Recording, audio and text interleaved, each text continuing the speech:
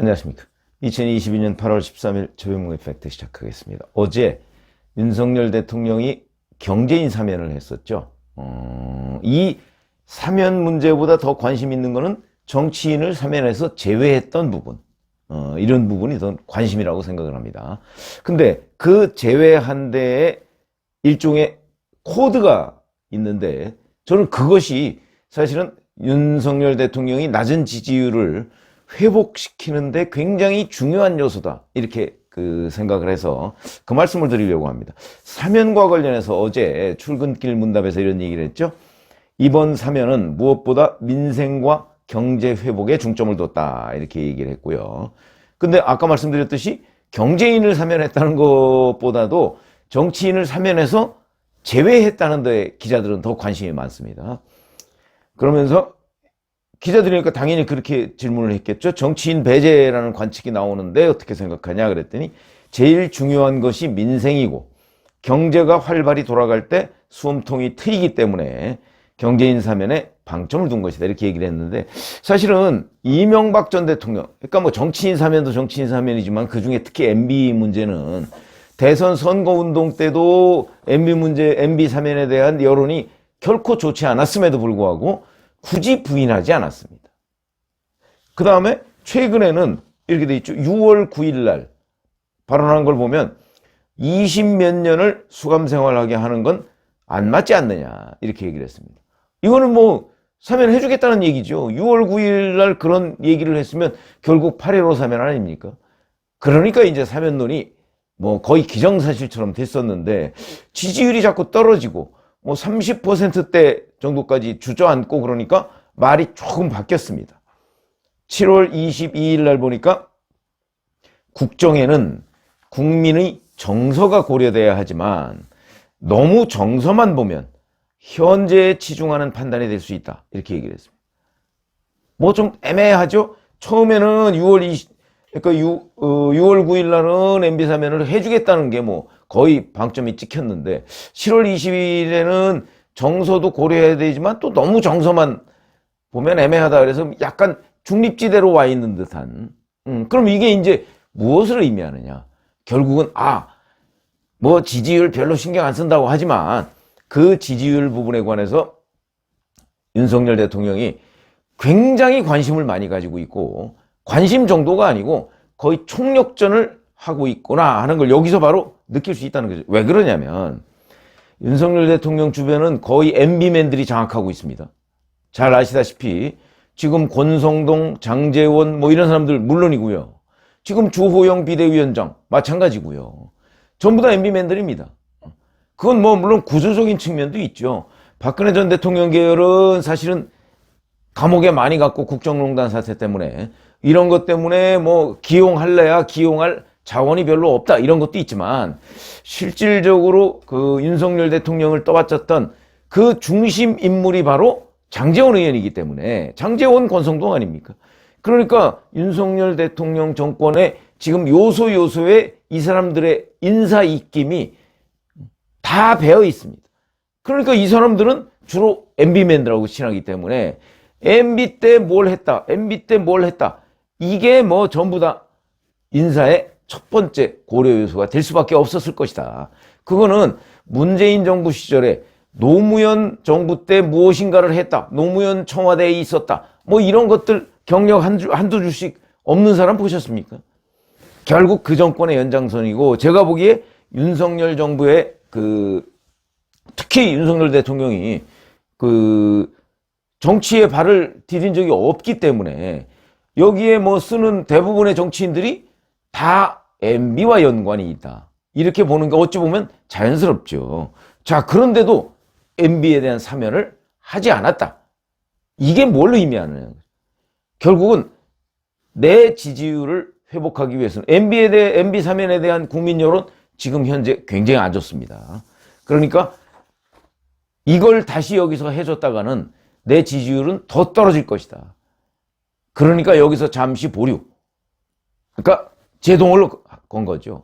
이런 점을 보면 거의 총력전으로 지지율 회복에 지금 신경 쓰고 있구나 하는 걸 아는데, 거기에서 그러니까 MB 사면이라는 이슈는 윤석열 대통령 본인 겁니다.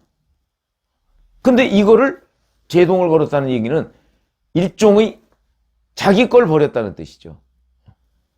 그러니까 자기 주변에서 여러 사람들이 아무리 뭐라고 해도 내 지지율 회복이라는 거에 나는 더 신경 쓴다는 의미로 저는 받아들입니다.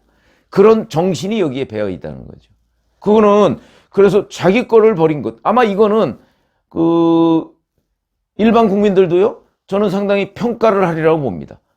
그러니까 정치인은요, 무슨 쇄신을 하고 반성을 하고 할 때 자기 욕심을 버려야 됩니다.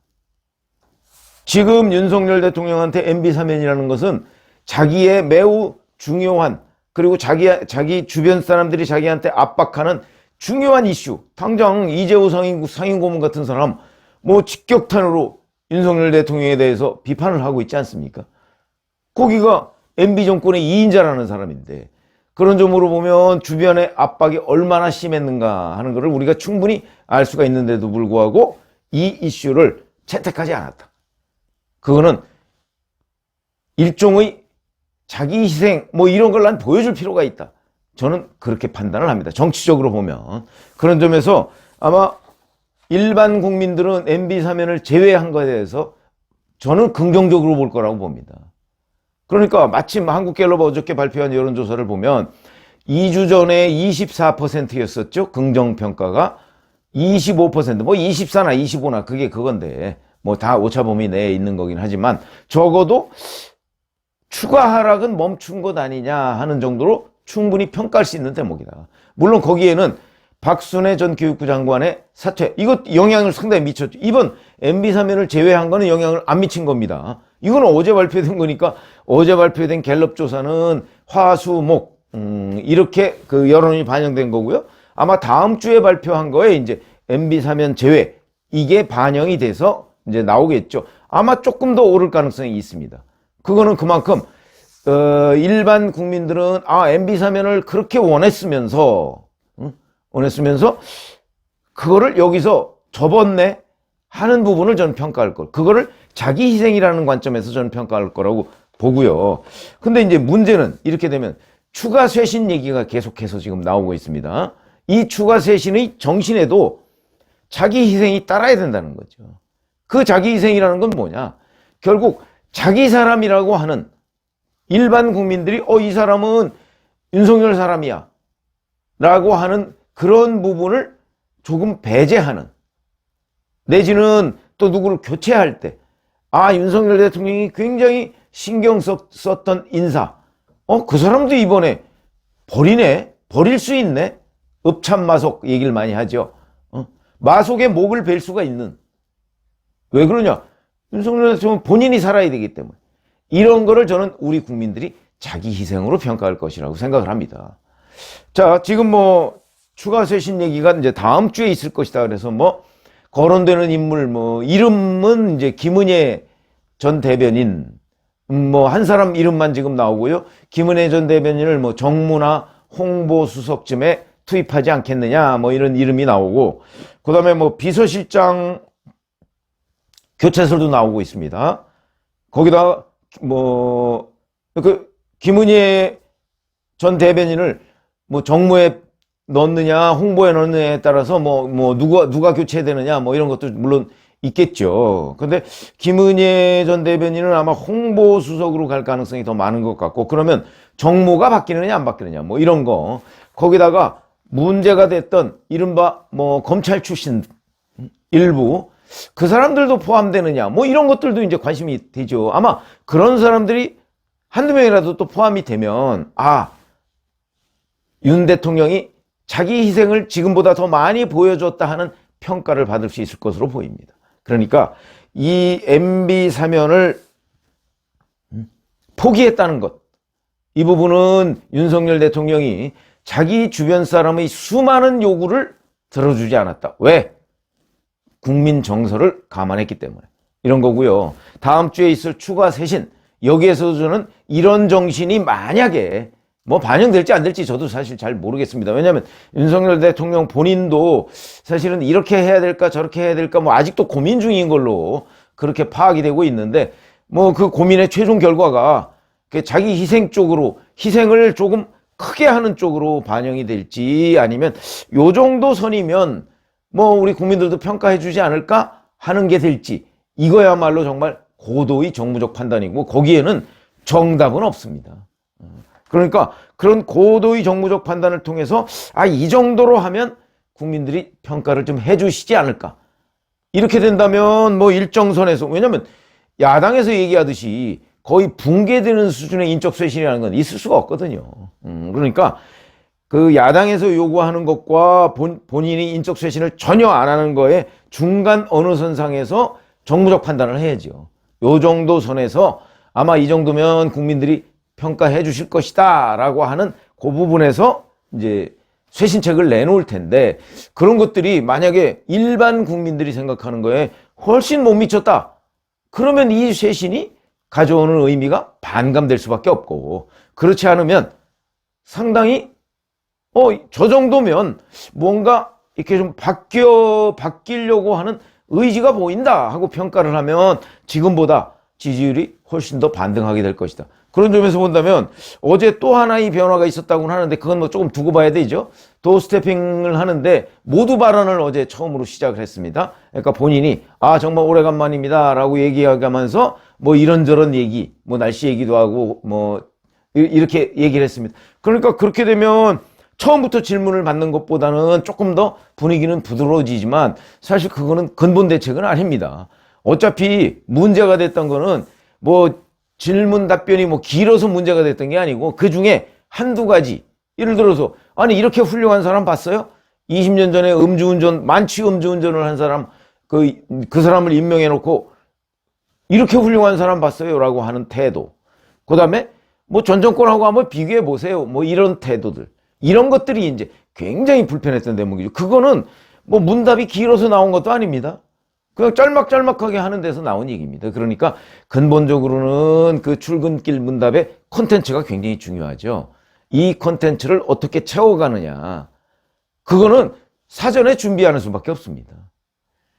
그동안에는 뭔가 굉장히 즉흥적인 듯한 이런 인상을 줬는데, 어저께처럼 예를 들어서 모두 발언 이러면 모두 발언은 사전에 준비하겠죠. 근데 모두 발언 플러스 거기다가 예상되는 질문 답변, 이런 부분도 좀 정제된 표현으로 그렇게 준비를 해나가면, 그 또한 일반 국민들은 윤석열 대통령이 출근길 문답 자체를 뭐 일부에서 또 없애자 이런 얘기도 많습니다. 근데 그게 본인의 브랜드이기 때문에 기자들 입장에서는 그걸 계속 유지해가는 게 좋다고 생각을 하죠. 유지해가 돼. 거기에서 뭐 정말 어이없는 실수, 실언 이런 것들이 나오지 않도록 관리해 나가는 게 훨씬 더 중요하다고 보고, 그렇게 본다면 어저께 같은 거 중요한 변화죠.